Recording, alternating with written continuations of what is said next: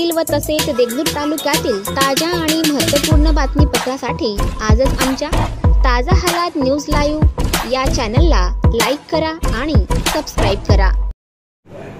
आज के इस प्रोग्राम में मौजूद जिनकी तकरीर आप लोगों ने सुनी, मेरे साथी एमएलए अहमद राजूरकर जी, साबका विधायक हमारे तेलंगाना से आए हुए ओम शांति गंगाराम जी, हमारे यशपाल भिंगे जी, कांग्रेस पार्टी के नामजद उम्मीदवार जितेश अंतापुरकर जी, लियाकत अंसारी जी, एडवोकेट मोहिउद्दीन अली साहब, जलील सेठ, मुगलाई सिरसेटवार, मुफ्ती साहब, शंकर दंतेवार, मसूद खान नांदेड़ के डिप्टी मेयर, शमीम अब्दुल्ला नांदेड़ के हमारे नगर सेवक, मीरा मोहिउद्दीन, जनार्दन बिराजदार, सलाम चावलवाना, शेर अली जी, आज के इस प्रोग्राम में मौजूद सभी हमारे नौजवान साथियों, बुजुर्गों और दोस्तों, अस्सलाम वालेकुम। आपका मैं तहे दिल से शुक्रिया अदा करता हूं कि आज ये प्रोग्राम वक्त से पहले शुरू हो रहा है, और वक्त से पहले शुरू होने के कारण क्योंकि हम लोग, आप तो देख रहे कि समय की कमतरता है, रोज कहीं न कहीं जाना है, सबसे मिलना है, बातचीत करना है, और इस सिलसिले में और भी कहीं जाने के कारण मैंने कहा कि पहले आपके इस इलाके में आकर चंद शब्द आपके सामने मैं यहां पर रखूं। हमारे मुदखेड़ के भी नगर अध्यक्ष जागीरदार जी भी यहां मौजूद है। सभी लोग कांग्रेस, राष्ट्रवादी, शिवसेना से मिलकर हम सभी लोग यहां पर जितेश अंतापुरकर की तायीद करने के लिए और आपसे गुजारिश करने के आए हैं कि आप अच्छी अक्सरियत से अंतापुरकर जी के फर्जंद को चुन के दीजिए, ये आपसे हम गुजारिश करते हैं। अंतापुरकर जी का परिचय मुझे करवाने की आवश्यकता नहीं है। उनके वालिद को आप जानते थे। यहाँ के एमएलए एक बार तो पूरी टर्म रहे और दूसरी टर्म में जब चुनकर आए तो 1.5 साल में उनका इंतकाल हो गया। आप सबने बातें सुनी है यहाँ, तो वही बातें मैं दोहराना नहीं चाहूंगा, पर एक सीधा साधा साफ सुथरा इंसान जिसके पैर जमीन पे थे, हवा में नहीं थी, जमीन पे थे, चुन के आने के बाद भी जो क्षेत्र के विकास के लिए हमेशा बहुत मेहनत करता था।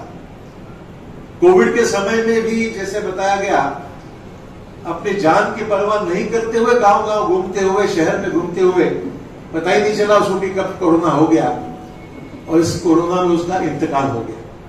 मैं खुद हॉस्पिटल में था, मुस्लिम समाज के लिए, खास तौर पर समर्थन के लिए और इसका हमारी कि वो आज हमारे साथ नहीं रहे, इसलिए हमारी जिम्मेदारी ज्यादा बढ़ती है।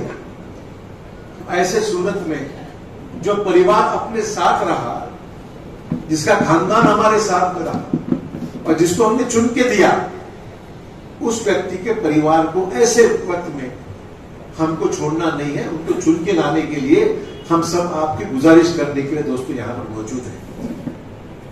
मैं पूरा इतिहास यहां पर दोहराना नहीं चाहूंगा, और मीरा साहब ने यहां पर मौजूद कुछ सवाल उठाए, चंद यहां के मसाइलों का जिक्र हुआ। मैं कहना चाहूंगा, जब मैं तुम्हारा यहां का पालक मंत्री हूं, मेरी ये जिम्मेदारी है, इतना मुझसे बनता है, मैं पूरा कोशिश करूंगा और आपको देगलूर शहर एक बेहतर शहर बने।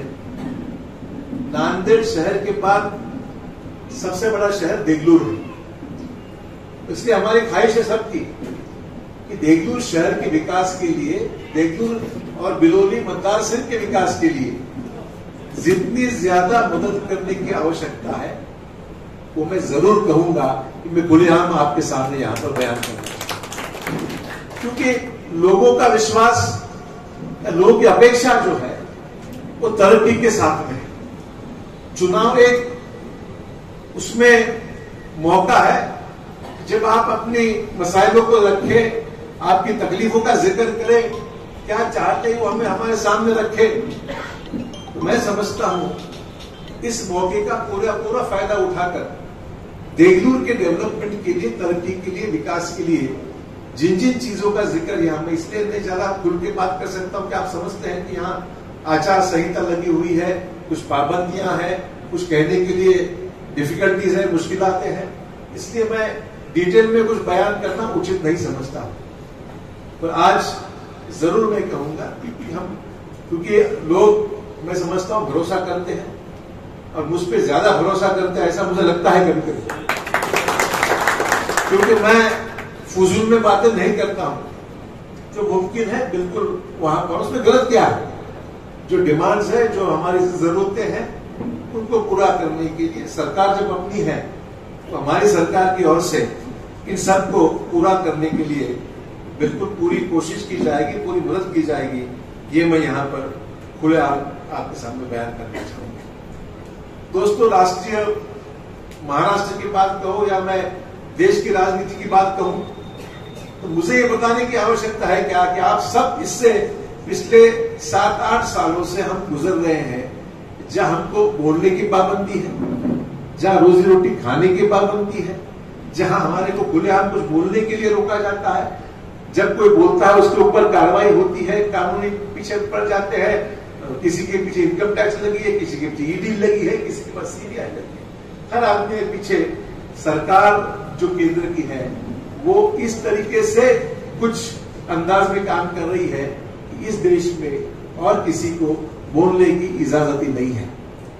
पर मैं ये कहूंगा, अब सभी ने यहाँ पर शेरो शायरी से मीरा साहब आपने भी कहा, हमारे एडवोकेट साहब ने भी कुछ जिक्र किया। मैं इतना तो अच्छी उर्दू नहीं बोलता हूं, कोशिश आपसे थोड़ी बहुत सीख गया हूं मैं। ये मत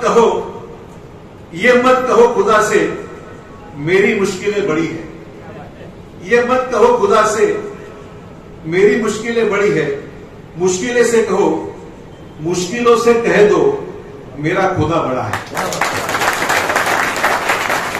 मुश्किलों से कह दो मेरा खुदा बड़ा है। ठीक है, मुश्किलों से गुजरेंगे, जब ऊपर वाला हमारे साथ मजबूती के साथ है, मुझे लगता है और इससे ज्यादा कुछ बोलने की आवश्यकता है। तो इसलिए मैं थोड़ी बहुत उर्दू नाने से ही सीखा हूं, जो भी आता है मुझे ना, आती नहीं थी मैं उर्दू, हिंदी। हमारे वालिद वो उर्दू में उस्मानिया यूनिवर्सिटी से पढ़े, हैदराबाद से। उन्होंने उर्दू लिखना जानते थे, उर्दू बोलना जानते थे और हिंदी बोलते थे। मुशायरों में बैठ के घंटे वहां पर सुनते थे, तो उनको एक लगाव था उर्दू भाषा से, हिंदी भाषा से। और नांदेड़ में जब रहे थे तो उनकी दोस्ती काफी हमारे मुस्लिम भाइयों से थी, पुराने थे दुश्मन के लोग उनके साथ में जब थे। एक अलग रिश्ता था, ये कोई राजनीतिक रिश्ता नहीं था, एक व्यक्तिगत तौर पे उनके ताल्लुकात हमारे जिले के नहीं, महाराष्ट्र के तमाम। उर्दू एकेडमी जो कायम हुई महाराष्ट्र में, वो शंकरराव चौहान साहब ने कायम की मुंबई में उर्दू एकेडमी। वो इसलिए की कि उर्दू एकेडमी के जरिए उर्दू भाषा का प्रसार हो। उर्दू घर जो नांदेड़ में बनाया गया है, उन्हीं के हम लोगों ने सोचा कि भाई उनकी जो चाहत थी, इच्छा थी कि उर्दू भाषा के लिए कुछ न कुछ करना चाहिए। उर्दू घर, नसीम खान और हमारे अली अहमद भाई दोनों को मैंने बोला भाई यहाँ तुम करो कुछ। यहाँ उन्होंने की, मेरी खुद की ख्वाहिश थी कि नांदेड़ से हमारी फ्लाइट है जो वहां पर मक्का मदीना के लिए हमारी फ्लाइट शुरू हो जाए, ये मेरी ख्वाहिश थी। तो सरकार बदल गई और सरकार ने सब रोक दिया। आपको तो पता है, हमारे जो लोग जाते हैं बाहर, मक्का मदीना को जाते हैं वहां पर, तो वो हमारी ख्वाहिश थी। पहले तो औरंगाबाद से फ्लाइट चलती थी, हैदराबाद से चलती थी, काफी जगह से। ये सरकार आने के बाद ये सब बंद कर दिया गया, पता नहीं क्यों बंद कर दिया गया। तो नांदेड़ एयरपोर्ट तो हमने बिल्कुल आज भी तैयार है, फ्लाइट आती है तो यहां से नांदेड़ से भी डायरेक्ट भेज सकते हैं हम लोगों को खर्च के लिए। तो सवाल ऐसा है कि सरकार बदल गई, विचार बदल गया, देश की राजनीति बदल गई। दोस्तों, हमको जो गलत चीजें हो रही है उसको डट के मुकाबला करके उसको रोकना है, और ये ताकत आप लोगों में है, आप कर सकते हैं। कई चीजें, अगर देश में जो गलत माहौल पैदा हुआ पिछले 7-8 सालों में, कई चीजें जिसका मैं आज यहां पर बयान करना उचित नहीं समझूंगा। जब तक हम डट के इसका मुकाबला नहीं करते हैं दोस्तों, और हिम्मत से नहीं करते हैं, तब तक हम कामयाब नहीं होंगे। और जितेश अंतापुरकर इसी का चुनाव है जिसके लिए हम बता सकेंगे पूरे देश में कि कांग्रेस की जड़ें मजबूत इतनी है देवपुर में, यहां दूसरा और कुछ नहीं हो सकता। ये विचार की लड़ाई है, कुछ करके बताने की लड़ाई है। आपने हमेशा किया है, कोई नई बात नहीं है। आपने हमेशा अपनी बिल्कुल फर्ज जो आपने है आपका पूरा निभाया है। ये मैं आपके सामने बिल्कुल फख्र के साथ कहूंगा कि आप लोगों ने हमेशा ताकत दी है, साथ दिया है। आपने भी तो दिया है हमें, मुख्यमंत्री के तौर पर पूरा जो इज्जत मिला है। ठीक, आप आगे होते, आप कब नहीं किए हम। तो ये सब चीजें हम चाहते हैं, हमारी भी जिम्मेदारी है, आपकी भी जिम्मेदारी है, वैसे हमारी भी जिम्मेदारी है। हम ये सब जिम्मेदारी निभाने में शायद कहीं कम पड़े होंगे तो जरूर बताइए, कोई दिक्कत नहीं है। घर में जब बातें होती है तो होता है, कोई दिक्कत नहीं है। तो जितनी ताकत है उस ताकत के साथ उतरेंगे और बता देंगे हमारे महाराष्ट्र के लोगों को कि नांदेड़ में कांग्रेस की ताकत है, पहले की वही बरकरार है। हम सब हमारे मरहूम, हमारे साबिका, हमारे एमएलए, साबिका नहीं कहूंगा, जीते जी यहाँ पर जो एमएलए रह चुके हैं, उनके इंतकाल भी उनके परिवार के साथ हम हैं, ये मैं आपसे अपेक्षा रखता हूं। और जितेश को अच्छी अक्सरियत से 30 तारीख के दिन काफी प्रेशर बढ़ेगा, लोग आएंगे, बैठते जाएंगे, कुछ ना कुछ करते रहेंगे, खिलाफत करते रहेंगे।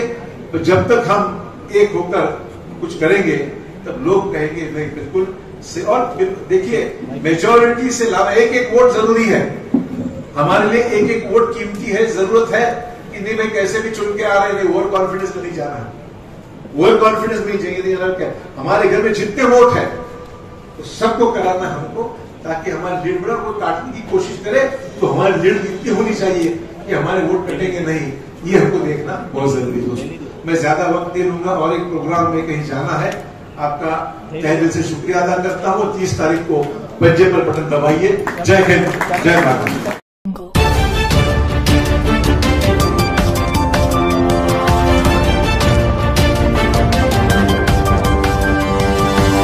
Video